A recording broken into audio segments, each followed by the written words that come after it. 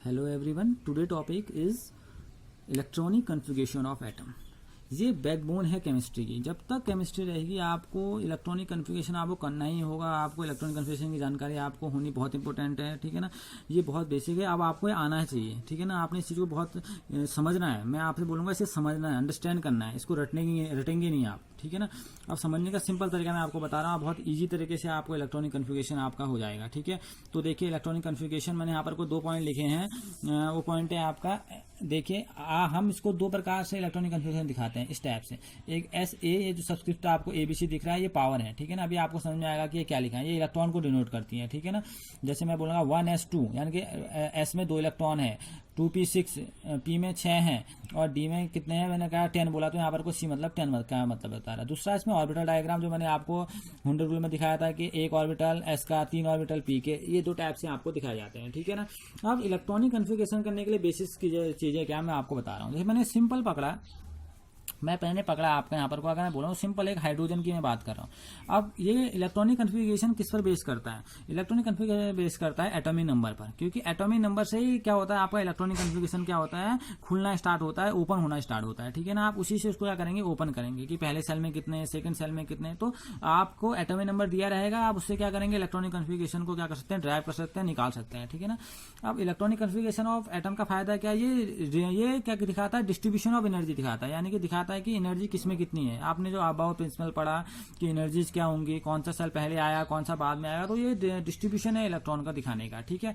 जैसे मैंने हाइड्रोजन बोला, हाइड्रोजन का एटॉमिक नंबर कितना होता है, 1। अब देखिए 1 की बात आई। अब आप क्या करेंगे, इसे खोलेंगे। अब खोलने की बात क्या है, पहला सेल कौन सा होता है हमारे पास, 1s। तो अगर हम इसे खोलेंगे, दोनों नोटेशन में आपको दिखा रहा हूँ, 1s की बात कर रहा हूँ, पहले मैं आपको दिखा रहा हूँ इस नोटेशन में। तो देखिए 1s की बात यहाँ पर को हो रही है, तो 1s आपका क्या है, तो यहाँ पर को देखना, पहला सेल आया आपका 1s, क्योंकि पहले सबसे कम एनर्जी 1s की होती है। इलेक्ट्रॉन कितना है, मैंने बोला जितना ऐसे एटॉमिक नंबर होगा 1s का एटॉमिक नंबर इसी पर होगा, तो उसका इलेक्ट्रॉनिक कन्फिगरेशन क्या हो गया, 1s1। तो उसका इलेक्ट्रॉनिक कन्फिगरेशन क्या हो गया, 1s1। बात समझ में आना चाहिए, 1s1 हो गया। अब मैं इसका ऑर्बिटल डायग्राम दिखाऊंगा, तो s में सिर्फ कितना ऑर्बिटल होता है, एक ऑर्बिटल। ये 1s का ऑर्बिटल है, इलेक्ट्रॉन कितने हैं, सिर्फ एक। तो ये इसका क्या हो गया, ऑर्बिटल डायग्राम, और ये इसका क्या हो गया, इलेक्ट्रॉनिक कन्फिगरेशन हो गया। ये ऑर्बिटल डायग्राम से और नोटेशन से, ये देख रहे हैं ना आपको, इसी टाइप का नोटेशन है कि नहीं है, ये ऐसे टाइप का 1s1, ठीक है ना। अब मैं आपसे बोलूं कि थोड़ा मैं इसको उठाता हूँ, इसमें कार्बन का बोल रहा हूँ मैं, कार्बन का कितना होता है एटॉमिक नंबर, हमें एटॉमिक नंबर आने चाहिए भाई, वो क्लियर होना चाहिए। एटॉमिक नंबर हमारे पास कितना है, 6 है।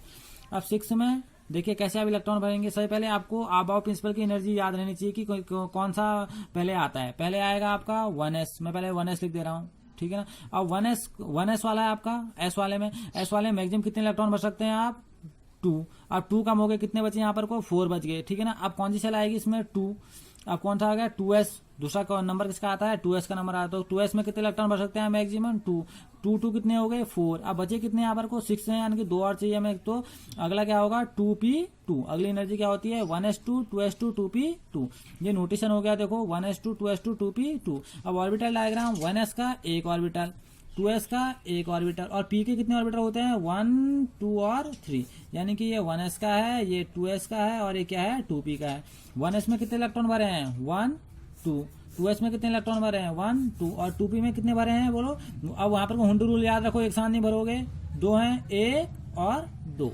तो ये क्या हो गया आपका, ये आपके हो गया आपका इलेक्ट्रॉनिक कन्फिगरेशन ऑफ कार्बन। ये कार्बन का इलेक्ट्रॉनिक कन्फिगरेशन हो गया, किसके बेसिस पर कर रहे हैं हम, एटॉमिक नंबर हमको दिया गया है, हम इसके बेस पे क्या कर रहे हैं, खोल रहे हैं इसको, ठीक है ना। सिंपल सा आपको दिख रहा है कि कैसे खुल रहे होंगे। पहली सेल की बात होगी, आपको याद आ रहा होगा, इसमें KLM रूल भी याद आ रहा होगा, आपने 9th में पढ़ा है इसको, 2 8 18 करके। अगर ऐसे वैसे खोलेंगे तो हम कैसे खोलेंगे बोलिए, आपको याद आएगा 2 और 4, यानी कि फर्स्ट सेल में कितने इलेक्ट्रॉन भरे जाते हैं, K सेल में 2 से ज्यादा नहीं भरेंगे आप, ठीक है ना। K वाली बात होगी, फिर L, फिर M, फिर N। यहाँ पर को सब वो बातें तो लग रही है ना, 2 8 18 32 वाली बात तो आ रही है यहाँ पर को। लास्ट सेल में 8 से ज्यादा इलेक्ट्रॉन पॉसिबल नहीं है, तो आपने ऐसे ही कर लिया। अब जैसे सपोज के लिए मैं आपको बताऊं, और सब किसके बिहाफ पर हो रहा है ये इलेक्ट्रॉनिक कन्फिगरेशन, अबाव प्रिंसिपल के बिहाफ पर। अब इसे सिंपल मैं आपको ऑक्सीजन देता हूँ। ऑक्सीजन का कितना होता है, एटॉमिक नंबर 8। अब 8 के लिए देखिए, 8 का अगर हम 8 को खोलेंगे तो 8 वाला, अगर हम इसी भी यहाँ पर खोलें 8 को, तो क्या है 8 2 और 6 है कि नहीं। पहले सेल में 2 हो गए, K में, L में कितने हो गए यहाँ पर को 6। अब हमें खोलना है भाई इस नोटेशन से। तो पहला सेल आएगा आपका, देखिए 1s पे कितने भर जाएंगे, 2। दूसरा सेल क्या आ गया आपका, 2s2, ठीक है ना। अब बचे कितने, पी में मैक्सिमम कितने इलेक्ट्रॉन भरेंगे आप, मैक्सिमम हो सकता है इसमें 6, तो यहाँ पर कितने हो रहे हैं, 4, 4 तो 6 2 8, यानी कि 4 2 6 यानी कि 8 हो गए। 8 का काम हमारा पूरा हो गया, क्योंकि हमारा एस वाले में हम 2 से ज़्यादा इलेक्ट्रॉन नहीं भर सकते, पी वाले में हम 6 से ज़्यादा इलेक्ट्रॉन नहीं भर सकते, डी वाले में हम 10 से ज़्यादा इलेक्ट्रॉन नहीं भर सकते, और एफ वाले में हम 14 से ज़्यादा इलेक्ट्रॉन पॉसिबल नहीं कर सकते, उससे ज़्यादा पॉसिबल है ही नहीं, ठीक है ना। और इसके पास 1 ऑर्बिटल, इसके पास 3 ऑर्बिटल, इसके पास 5 ऑर्बिटल, और इसके पास 7 ऑर्बिटल होते हैं, 7 ऑर्बिटल होते हैं, ठीक है। अब इसे खोल दीजिए, यहाँ पर वो क्या होगा, 1s 2s और 2p। ये देखिए 2p खोल दिया हमने, तो 1s 2 1 2 2s 2 1 2, अब 2p 4 1 2 3 और 4, सारे प्रिंसिपल को फॉलो करते हुए जा रहे हैं हम, मुंडू रूल को भी और आबाओ प्रिंसिपल को भी फॉलो करते हुए जा रहे हैं, और यहाँ पर को हम पावली को भी फॉलो करते हुए जा रहे हैं। तो देखिए हमने इसका इलेक्ट्रॉनिक कन्फिगरेशन कर दिया, दोनों भी यहाँ पर कर दिया इलेक्ट्रॉनिक कन्फिगरेशन पर, ठीक है ना। तो ऐसे आप क्या करेंगे, आप सबका इलेक्ट्रॉनिक कन्फिगरेशन करिए, कोई भी आपको दिया हो बड़े से बड़ा, आपको एटॉमिक नंबर दिया हो, सपोज आपसे बोला गया कि आप सोडियम का करिए, भैया आपने सोडियम पकड़ा 11 है, अब 11 को हम क्या बोलेंगे, तोड़िए पहला सेल क्या होगा इसका, बोलिए 1s2 2s2 2 हो गए, अब क्या आता है 2p, बोलो 2p 6 6 2 8 2 10 हो गए। अब बचा कितना, 11 है ना। अब अगला सेल किसमें आएगा, आपको याद होगा तो किसमें आता है वो, 2p एक्स्ट्रा किसमें आएगा, s में, क्या होगा 3s1। तो आप खोलिए ना इसको, अब खोलेंगे इसको 1s 2s 2p, और अब क्या आया 3s। देखो ये 1s का है, ये 2s का है, ये 2p का है, और ये किसका है 3s का। तो देखिए 1 2 3 4 5 6 7 8 9 10, और एक बचा है किसमें आया 11 में। बात समझ में आया ना। तो ऐसे आप इलेक्ट्रॉनिक कन्फिगरेशन कीजिए, ये बहुत इजी है तरीका, ठीक है ना। हाँ, तो अब यहाँ देखिए जैसे मैंने सोडियम लिखा है, यहाँ पर को मैं आपको एक कॉन्सेप्ट और बता दे रहा हूँ, वैलेंसी इलेक्ट्रॉन वाला। वैलेंसी आपने पहले ही पढ़ी, वैलेंसी क्या था, combining capacity of an element की कंबाइनिंग कैपेसिटी, और लास्ट सेल का इलेक्ट्रॉन क्या कहलाता है, वैलेंसी इलेक्ट्रॉन।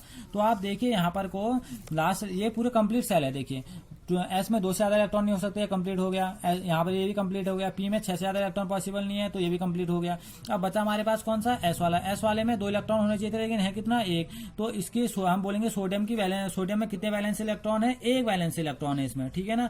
और इसकी वैलेंसी भी 1 ही होगी, क्योंकि 1 मिल जाएगा तो उसको क्या करेगा, ये कंबाइन, ये क्या बना देगा, स्टेबल कन्फिगरेशन कर लेगा, क्या हो जाएगा 3s2 हो जाएगा। तो इसकी वैलेंसी क्या होगी, 1 होगी। तो हम क्या बोलेंगे, आउटर मोस्ट शेल का जो इलेक्ट्रॉन होता है, लास्ट इलेक्ट्रॉन होता है, वो क्या कहलाता है, उसका वैलेंस इलेक्ट्रॉन कहलाता है, और वही उसकी क्या कहलाती है, वैलेंसी भी कहलाती है, ठीक है ना।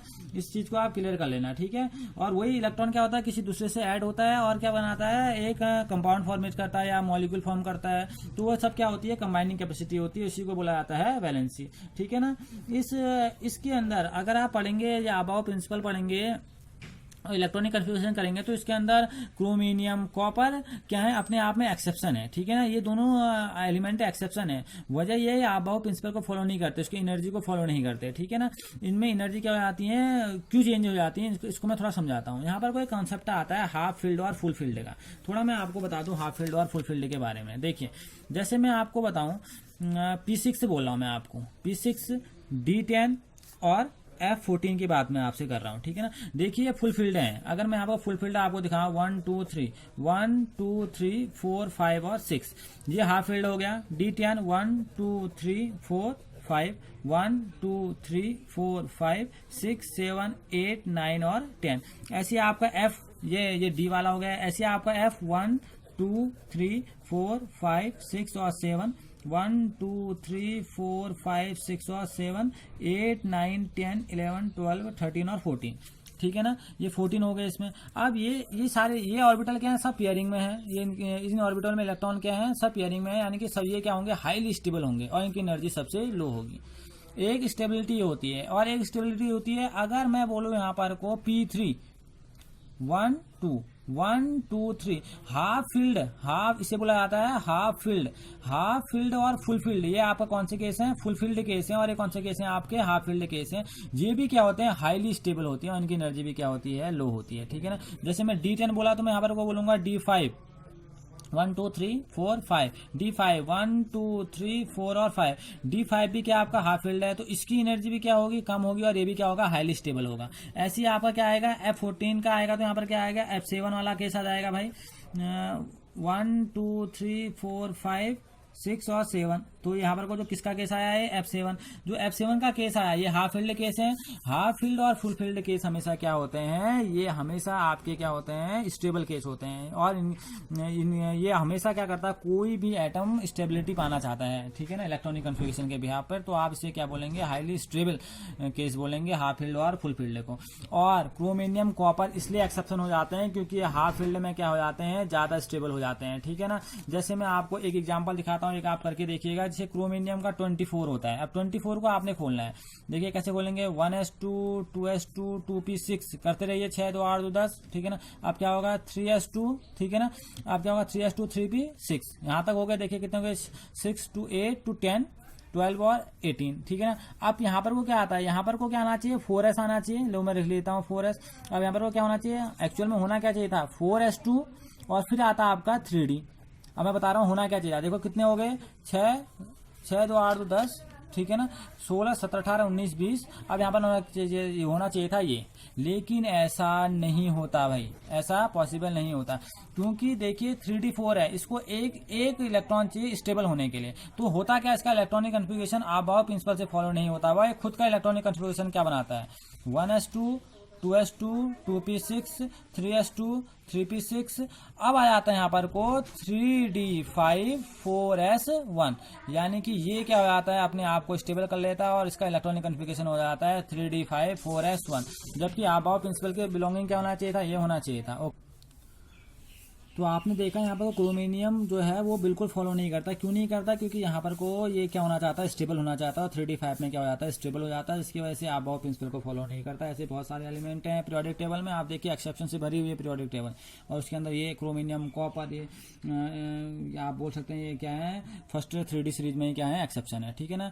इनको बनाइए घर में तो आपको ये समझ में आएगा कि ये है क्या एक्चुअल में, ठीक है ना। और पॉसिबिलिटी की बात करते हैं, एनर्जी डिस्ट्रीब्यूशन की पॉसिबिलिटी की बात करते हैं, तो देखिए मैं पॉसिबिलिटी आपको बता देता हूँ। जैसे मैं पी की बात करूं, जैसे ये इलेक्ट्रॉन है ना, अब इलेक्ट्रॉन कितनी पॉसिबल जंप लगा सकता है, अगर इस जंप की बात करें तो 1, एक पॉसिबल जंप ये हो गया, और दूसरा पॉसिबल जंप कौन सा हो गया इसका, ये। तो ये इतने पॉसिबल जंप लगा सकता है, यानी कि इतनी जगह क्या कर सकता है, अपनी एनर्जी को एक्सचेंज कर सकता है। और अगर D5 में ले जाते हैं इसको, तो ये कितने पॉसिबल में जंप लगा सकता है, 1 2, यहाँ भी जा सकता है और यहाँ भी। तो पॉसिबल जंप्स इसके बहुत सारे हैं, ठीक है ना। इसके जंप कम हो जाएंगे, लास्ट वाले का जंप सिर्फ एक ही रहेगा, ठीक है ना। अगर लास्ट वाले इलेक्ट्रॉन का जंप करेंगे, एक्सचेंज सिर्फ एक ही, तो एनर्जी एक्सचेंज कर सकता है ना, ये इससे एनर्जी एक्सचेंज कर सकता है, ये इससे कर सकता है, लेकिन ये वाला इससे भी कर सकता है, ठीक है ना, इससे भी इससे भी इससे भी। तो इसमें पॉसिबल एनर्जी ये होती है, इसे बोला जाता है एक्सचेंज एनर्जी। आप एनर्जी एक्सचेंज कर सकते हैं, ठीक है ना, यानी कि वाला इलेक्ट्रॉन 4 एनर्जी एक्सचेंज कर सकते हैं, यानी कि 4 एक्सचेंज बाय 1 इलेक्ट्रॉन, यानी कि इतने में कर सकता है। तो ये सब एनर्जी एक्सचेंज है। आप इलेक्ट्रॉनिक कन्फिगरेशन पढ़िए, उसमें आप उन्हें बनाइए, सारे पकड़िए पीरियोडिक टेबल और इलेक्ट्रॉनिक कन्फिगरेशन करना स्टार्ट कीजिए। और किसके बिहाफ पर करेंगे, अबाव प्रिंसिपल के बिहाफ पर करेंगे। कुछ आपके एक्सेप्शन भी आपको मिलेंगे, जहाँ पर एक्सेप्शन होगा वहाँ पर कुछ स्टेबल कर लेना। पीरियोडिक टेबल में कुछ ही एक्सेप्शन है आपके, ठीक है। और एटॉमिक नंबर के बिहाफ पर आज उनका आप क्या कीजिए, इलेक्ट्रॉनिक कन्फिगरेशन कीजिए, ठीक है ना। ये इंपॉर्टेंट टॉपिक है, इसे करने की कोशिश कीजिए। Okay, thank you.